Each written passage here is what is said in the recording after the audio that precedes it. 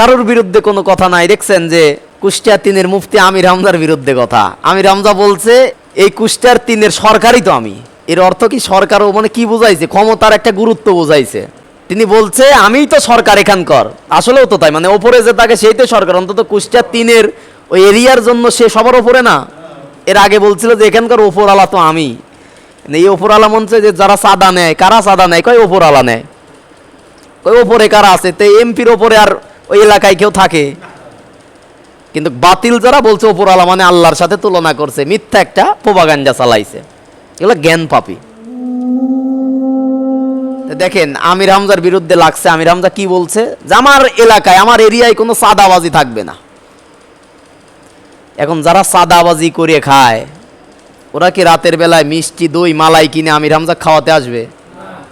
কি করবে? ওই যে গাড়ি ভাঙচুর করবে, বাড়িতে অ্যাটাক করবে, তাকে হত্যা করার চক্রান্ত করবে। কারণ কি? ওদের বাড়াওয়াতে ছাই দিছে। চাঁদাবাজি করে খাইতে চাই, খাইতে পারতেছে না। তা আমাদের বিরুদ্ধে লাগে যদি ক্ষমতার রদবদল হয়ে যায়, ওই মোড়ে মোড়ে জায়গায় জায়গায় বসে বসে ভাগ বাটোয়ারা পাবো না, যে কারণে আমাদের দেখতেও পারে না, সহ্য করতে পারে না। এই জন্যই তো পায়ে পাড়া দিয়ে এখন এগুলো করতে চায়। তার মানে কি? বাতিল হক চিনতে আমরা ভুল করতে পারি। ইমাম ইবনে তাইমিয়া বলছে যদি তুমি হক চিনতে ভুল করো, সেই সময়ে দেখবে কাদের উপরে জুলুম আর নির্যাতন বেশি করা হয়। দেখেন এদেশ ইসলাম প্রতিষ্ঠার জন্য রক্ত দিয়েছে কারা, জীবন দিয়েছে কারা, ফাঁসির কাস্টে ঝুলছে কারা, কোন দলের ত্যাগ বেশি, এটা তো এমনিতেই নাম না বললেও তো বুঝতে পারি কারা এটা। এখন মানুষ হিসাবে ভুল ত্রুটি থাকাটা স্বাভাবিক। আমরা তো নবী রাসূল গাউস কুতুব ফেরেশতা না। ভুল তো শয়তানের ওয়াসওয়াসাই হবেই নাকি? এগুলো আপনারা বিবেক দিয়ে, শুধুমাত্র আমি বহুবার বলছি, শুধু আমাদের মুখের এই চটকদারি কথায় আপনারা পাগল হবেন না। আমাদের কথার পিছনে কোরআন এবং সহিহ হাদিসের দলিল আপনারা খুঁজবেন। কোরআন হাদিসের দলিল ছাড়া আমরা কোনো কথাই শুনবেন না। সে আমাদের নেতা হোক, আমাদের ইমাম হোক, আমাদের পীর হোক, যাই হোক না কেন। আমাদের নবীজিরও দাওয়াতের মূল মিশন ছিল কিন্তু কোরআন। কি ছিল? কোরআন। আল্লাহ পাক 4 জায়গায় বলছে। সূরা বাকারার 129 নম্বর আয়াত, সূরা বাকারার 151 নম্বর আয়াত, সূরা ইমরান 164 নম্বর আয়াত, সূরা জুমা 2 নম্বর আয়াত। এনে 4টা জিনিস। ওই আল্লিমুহুমুল কিতাবা ওয়াল হিকমাহ, নবীদেরকে হিকমত কিতাব দান করছে। আল্লাহ পাক বলতেছেন আল্লাযীনা আতাইনাহুমুল কিতাবা ইয়াতলুনাহু হাক্কা তিলাওয়া, হে নবী আপনার কাছে কিতাব দিয়েছে, ওই কিতাব সত্য কিতাব, হক কিতাব, আপনি জাতির মানুষদেরকে তেলাওয়াত করে করে আপনি শোনান। কারণ এই কোরআন ছাড়া, কিতাব ছাড়া সমাজে শান্তি আপনি নিশ্চিত করতে পারবেন না। কারণ শান্তি যদি নিশ্চিত করতে চান লাগবে হচ্ছে কি? কোরআন। কোরআন ছাড়া আপনি সমাজে শান্তি নিশ্চিত করতে পারবেন না। দেখেন ওখানে মুফতি আমির হামজার কথা আসলো, চাঁদাবাজের বিরুদ্ধে বলছে, তার উপর আক্রমণ। রাসূল সাল্লাল্লাহু আলাইহি ওয়াসাল্লাম কিন্তু বলেছিল যে এই সমাজের মধ্যে কোনো দুর্নীতি থাকবে না। সমাজটাকে আমরা কি করতে চাই? ভালো করতে চাই। সুদ, ঘুষ, জেনা, ব্যভিচার, এই যে প্রতিনিয়ত ধর্ষণ, নারীদেরকে ধর্ষণ করে হত্যা করে ফেলতেছে। ওই যে রামিসা হত্যার বিচারের কথা বললো যে 1 মাসে বিচার করবে। বিচার কি হয়েছে? এগুলো নাটক, নাটক, তামাশা, বিচারের নামে তামাশা করছে। আজকে আমার জুমার আলোচনায় বলছিলাম যে কোরআনের বিচার ছাড়া ন্যায় বিচার আসলেই পাওয়া সম্ভব না। সূরা হাদীদের 25 নম্বর আয়াতের মধ্যে আল্লাহ পাক বলেছেন, হে নবী প্রত্যেকটা নবীকে আমি কিতাব, হিকমা ওয়াল মিজান, দাড়িপাল্লা দিয়ে পাঠাইছি। সত্যের মানদণ্ড কোরআন, দাড়িপাল্লা। এই দাড়িপাল্লা শুধু জামাত ইসলামে না, কোরআনের দাড়িপাল্লা। কারণ ন্যায় বিচার যদি প্রতিষ্ঠা করতে চাই কোরআনের আইন লাগবে। এখানে সমস্ত নবীর কথা বলছে সূরা হাদীদের 25। আর আমাদের নবীকে সূরা নিসার 105 নম্বর আয়াতে বলতেছেন ইন্না আনজালনা ইলাইকাল কিতাবা বিল হক লিতাহকুমা বাইনান নাসি বিমা আরাকাল্লাহ, হে নবী এই কোরআন নাজিল করছি তাবিজ লেখার জন্য না, ঝাড়ফুঁক করার জন্য না। বিল হক, সত্য সহকারে এই কোরআন নাজিল করছি, লিতাহকুমা বাইনান নাসি বিমা আরাকাল্লাহ, মানুষের মধ্যে আপনি ন্যায় বিচার, ন্যায় প্রতিষ্ঠা করার জন্য, ইনসাফ কায়েম করার জন্য আমি কোরআন নাজিল করছি। কোরআন তো ওই শুধু 2003 সালের মাহফিলের 4র্থ দিন ওয়াজের শুরুতেই আল্লামা সাইদি বলতেছে যে আমরা মুসলমানের শত্রু থাকার কথা ছিল না, আসলেও শত্রু থাকার কথা ছিল না যদি আমরা মসজিদ আর মাদ্রাসা নিয়ে পড়ে থাকতাম। নামাজ পড়ব, মসজিদে কোরআন পড়ব, মাদ্রাসায় কোরআন পড়ব, কোরআন শেখাবো, কোনো শত্রু হতো না আমাদের। কিন্তু শত্রু হয়েছে তখন যখন আমরা বলেছি যে সমাজে জাকাত প্রতিষ্ঠা করে সুদ বন্ধ করা লাগবে, যখন আমরা বলেছি সংসদে কোরআন কায়েম করে সমাজের মধ্যে ন্যায় প্রতিষ্ঠা করা লাগবে, তখন চিন্তা করছে এর তো আমাদের এখন বাড়াবাতে ছাই দিচ্ছে, আমরা তো আর দুর্নীতি করতে পারবো না, আমরা তো আর বোতল খাইতে পারবো না, পেটি খাইতে পারবো না, চাঁদাবাজি করতে পারবো না, এই কারণ আমাদের শত্রু হয়েছে। সারা জীবন নামাজ পড়ে আপনি শত্রু পাবেন না। যখন হাফেজ হই কি ভালোবাসা, আর পশ্চিম পাড়ার মানুষ সবচেয়ে বেশি ভালোবাসছে, আব্বা মরার পরে তারও বেশি।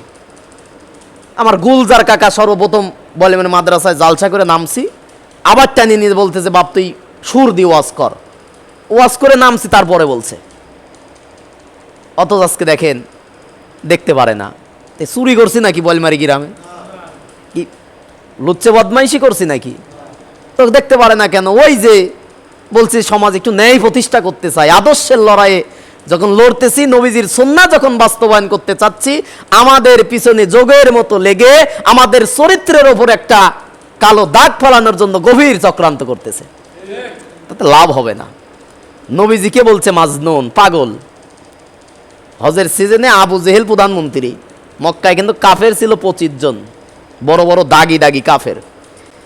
আবু জেহেলে পাতি, এ শুধু ভাইরাল হয়েছে। আবু জেহেল এ ভাইরাল হওয়া নেতা, নেতার সাথে চামচের বেশি ফাল পড়ে না। তো আবু জেহেলকে নাসা তো আরো 3 নেতা। আবু জেহেল সামনে এসে খুব দপট দেখাতে, ধরে মাররে এই রে, এই জন্য বেশি ভাইরাল হওয়ার কারণে তার কথা আসছে। তো নবীজিকে রাষ্ট্রীয় প্রধানমন্ত্রী যখন বলছে যে খবরদার মোহাম্মদ নামের এক মাজনুন আছে, তার কাছে যাইও না। এখন আপনি বলমারি গ্রামে যদি কেউ আসে, যদি এখন মেম্বার এই গ্রামের বলে যে অমুকের কাছে যাওয়া যাবে না, টার্গেট মনে মনে সারা রাত নিষিদ্ধ জিনিসের প্রতি মানুষের আকর্ষণ হয়, যে এই দেশের প্রধানমন্ত্রী বলতেছে অমুকের কাছে যাওয়া যাবে না, আর যাইতে হোক একবার হজ করে যাওয়ার পথেই পাগলকে দেখে যাব। নিষিদ্ধ জিনিসের প্রতি আকর্ষণ বেড়ে যাচ্ছে। এখন চুরি করে যখন আবু জেহেল থাকে না, ওই পাগল কোথায় আছে, বলে যে কাবার চত্বরে কোরআন তেলাওয়াত করে, তখন গোপনে রাসূলকে দেখতে যায়। আসলে তো রাসূলকে দেখতে যায় নাই, দেখতে গেছে তাদের কথা মতো কাকে, পাগল দেখতে গেছে, মাজনুন। কিন্তু গিয়ে দেখে আমার নবীর চেহারা দেখার পরেই তারা পাগল হয়ে গেছে। কি মহামানব! মাইশা বলতেছেন এক হাদিসের মধ্যে, শামাইলে তিরমিজির মধ্যে আসছে যে ইউসুফ আলাইহিস সালামকে দেখে সেই যুগের জোলেখারা নারীরা কমলা ফল কাটতে গিয়ে হাত কেটে ফেলছে। সেই যুগের নারীরা যদি আমার নবী মুহাম্মদ সাল্লাল্লাহু আলাইহি সাল্লামকে দেখতো, তাদের কলিজা কেটে ফেলতো, চিন্তায় ভাবনাই করতো না। কি সৌন্দর্য রাসূলকে আল্লাহ পাক দিয়েছিলেন। এজন্য তো বলা রহমাতাল লিল আলামিন। প্রথম দেখায় গিয়ে দেখে পাগলের আলামত হবে চুল থাকবে উস্কো খুস্কো, দাড়ি থাকবে এলোমেলো, মুছ থাকবে বড় বড়, উল্টাপাল্টা পোশাক, কাপড় চোপড় খোলা মেলা থাকবে, গালিগালাজ করবে, মায়ের ধর করবে, নাকি এই তো পাগলের আলামত? কানে আঙ্গুল দিয়ে গেছে। সিরাতের মধ্যে আসছে যে খবরদার শোনা যাবে না, আবু জেহেল বলছে। ঘটনা এরকম আসছে যে দেখতে গেছে যে শুধু একবার দেখে চলে যাব, কিছু শুনবো না, কানে আঙ্গুল দিয়েও গেছে। সিরাতের মধ্যে এই কথাও আসছে। প্রথম দেখাই এত ভালো লাগছে, বলে পাগল যদি এত সুন্দর হয় তাহলে সুন্দর কত সুন্দর হবে। কইছে হাত এবার খুলছে। নবীজি তো সবসময় সুন্দর কথা বলে, কোরআনের কথা বলে, ফাবিমা রহমা, সূরা ইমরানের মধ্যে আসছে, হে নবী আপনার হৃদয়টাকে আমি আল্লাহ পাক কোমল করে দিছি, যে মানুষ আপনার কাছে আসবে আপনার কথা শুনলেই মানুষ পাগল হয়ে যাবে। এবং রাসূলকে অন্যান্য নবীদের তুলনায় প্রায় 6টা বৈশিষ্ট্য দেওয়া হয়েছিল। তার মধ্যে অন্যতম প্রথম বৈশিষ্ট্য দেওয়া হয়েছিল অল্প কথায় গুরুত্বপূর্ণ অনেক কথা বলতে পারে, অল্প কথার মধ্যে মূল কথা বলতে পারে। তো কোরআনের কথা শুনে শুনে আসছিল পাগল দেখতে, কালেমা পড়ে মুসলমান হয়ে হয়ে চলে যাচ্ছিল। তো যতই আমাদের বিরুদ্ধে বলুক, আমাদের নিয়ে চক্রান্তর ষড়যন্ত্র করুক, সময়ের ব্যবধানে দিন যত যাবে দেখবেন আমাদের প্রতি মানুষের ভালোবাসা প্রকাশ্যে না হোক গোপনে গোপনে ভালোবাসে। সামনে আমারে গালিগালাজ করে, মোবাইলে দেখায়, আমার ওয়াজ দেখায় দেখায়, কতজন পিছনে যায় খবর দিছে, বলে কি বলবে ওর বিরুদ্ধে, কি বলবে কি।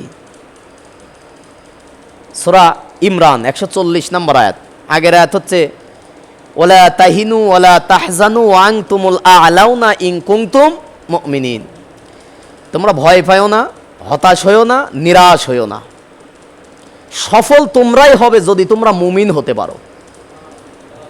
আমরা যদি ঈমান আকীদা ঠিক করি, সফলতা আমাদের। এখন দুনিয়ায় ক্ষমতা যাওয়াই কি সফলতা নাকি? চূড়ান্ত সফলতা কোথায়? সূরা ইমরানেরই 185 নম্বর আয়াত, কুল্লু নাফসিন যায়িকাতুল মাউত, প্রত্যেকটা মানুষকে মৃত্যুর স্বাদ গ্রহণ করতেই হবে, প্রত্যেকটা মানুষকে আল্লাহর সামনে দাঁড়াতে হবে, এবং ওই মানুষই প্রকৃতপক্ষে সফল হবে যে কিয়ামতের দিন আল্লাহর কাছে মাপ পেয়ে জান্নাতের সার্টিফিকেট পাবে।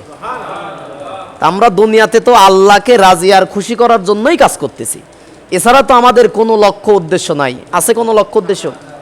এখন আল্লাহকে রাজি খুশি করার জন্য যদি কাজ করি, আমাদের কোনো ভয় নাই, কোনো চিন্তা নাই, নিরাশ হওয়ার কিছু নাই।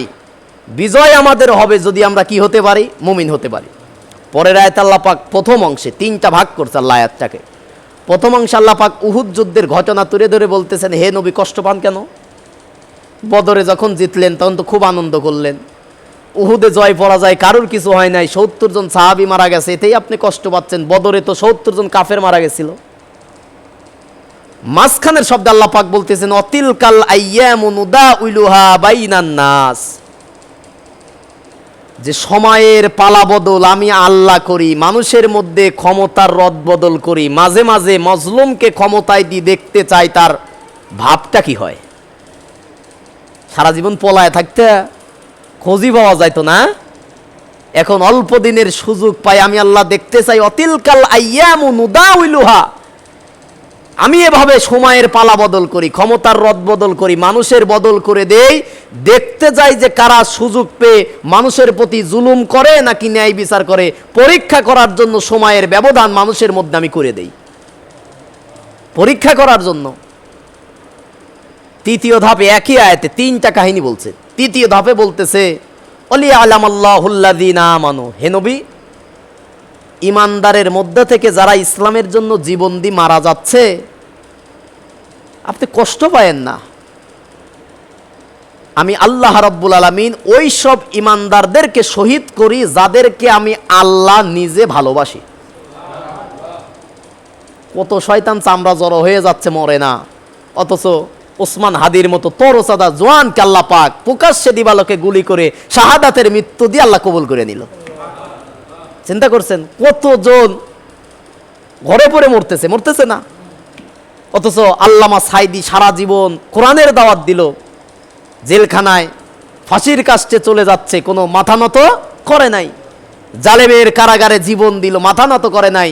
এ কি যেমন তেমন মৃত্যু নাকি? আল্লাহর পছন্দ। লিয়ালামাল্লাহুল্লাযীনা আমানু, ইমানদারদেরকে, কিছু কিছু ইমানদারদেরকে আমি আল্লাহ নিজে ভালোবেসে শাহাদাতের মৃত্যু দিয়ে আমি আল্লাহ তাদের প্রিয় করে নেই।